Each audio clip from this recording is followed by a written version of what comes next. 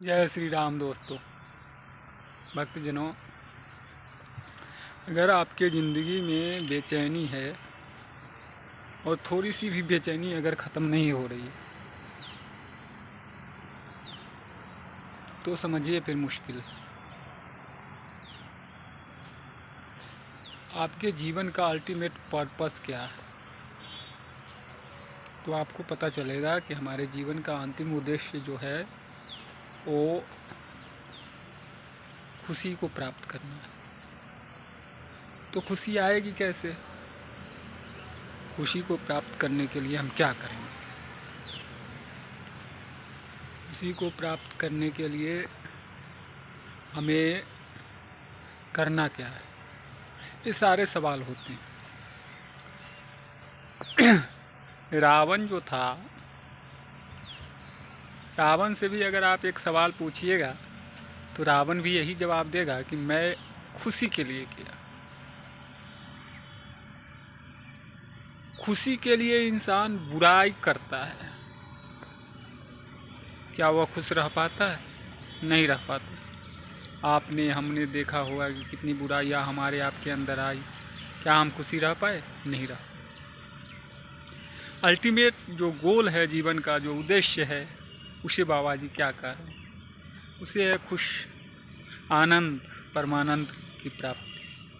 और वो खुशी आनंद परमानंद की प्राप्ति हमें कैसे होगी, इसका आपको ध्यान देना पड़ेगा। उसके लिए शास्त्रों ने, वेदों ने बहुत सारी चीज़ें बताई हैं, लेकिन अल्टीमेट जो पर्पस है वो है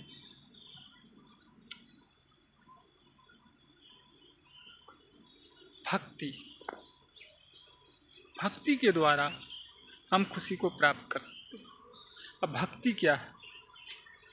बहुत सारे ग्रंथों में लोगों ने बहुत सारी बातें कही है, लेकिन मैं जहाँ तक समझता हूँ, कुछ अनुभूतियाँ जो होंगी वो आपको प्रकट रूप से या प्रकट रूप से आपको कहेंगी। जब आप स्थिर अवस्था में आ जाएंगे तो अनुभूतियाँ आपको प्रकट या अप्रकट रूप से कहेंगी। आप उनको पहचान पाते हैं या नहीं, ये देखने वाली बात। अगर आप उनको पहचान पाते हो तब तो बिल्कुल सही है, अगर नहीं पहचान पाते हो तो आपको और शांत होना पड़ेगा। ब्रह्मांड की शक्तियाँ आपको इशारा करती हैं। ब्रह्मांड या नेचर आपको दुखी होना नहीं देखना चाहता। कहीं भी आपका देखिएगा, आपको अगर उंगली कट जाए तो उंगली अपने आप सही होने की कोशिश करता है। तो ब्रह्मांड की जो शक्तियाँ हैं वो भी आपके साथ कोई गलत नहीं करता, ईश्वर आपके साथ गलत नहीं करता। लेकिन नकारात्मक शक्तियों का ब्रह्मांड के अंदर बोलबाला ज़्यादा है, और उन नकारात्मक शक्तियों से लड़ने के लिए दैविक शक्तियाँ मौजूद हैं। हम उन दैविक शक्तियों के प्रभाव में जाएं। जन्म मरण ये तो इस सृष्टि का काल चक्र है, लेकिन आनंद हमें प्राप्त नहीं हो रहा है। अगर जीवन का गोल, जो मूल उद्देश्य था, जिसकी हमने कल्पना की, वो हमें प्राप्त नहीं हो रहा है, तो ये बड़े दुख की बात है। और इस दुख को हमें समझना पड़ेगा।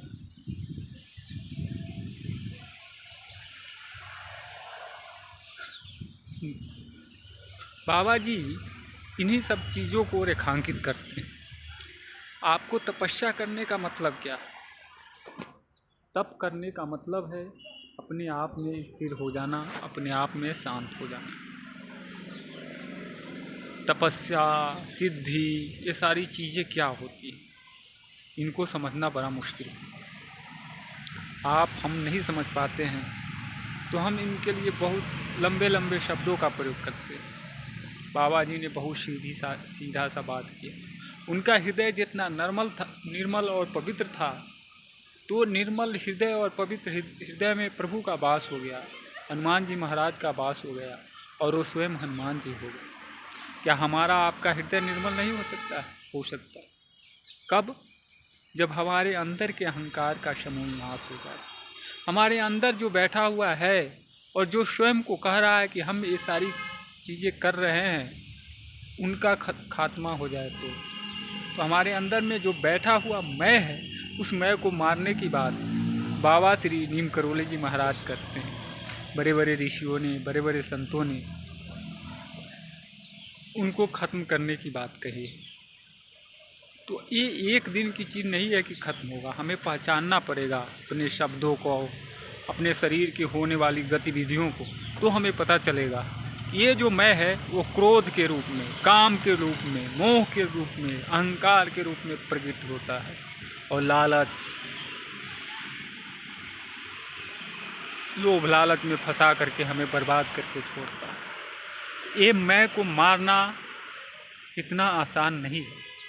इसीलिए बाबा नीम करोली जी महाराज जैसे लोग भक्ति की बात करते हैं। भक्ति का मतलब है अपने को समर्पण करना उस दैदीप्यमान शक्ति के पास। जब हम उस दैदीप्यमान शक्ति के सामने अपने आप को समर्पित कर देते हैं, तो फिर वो घटित होता है जिसकी हम कल्पना नहीं कर सकते। हम यज्ञ, जप, हवन, त्याग, तपस्या, इन सब से बड़ा शास्त्रों में और इस कलयुग में अंतिम चरण में भक्ति को कहा गया है।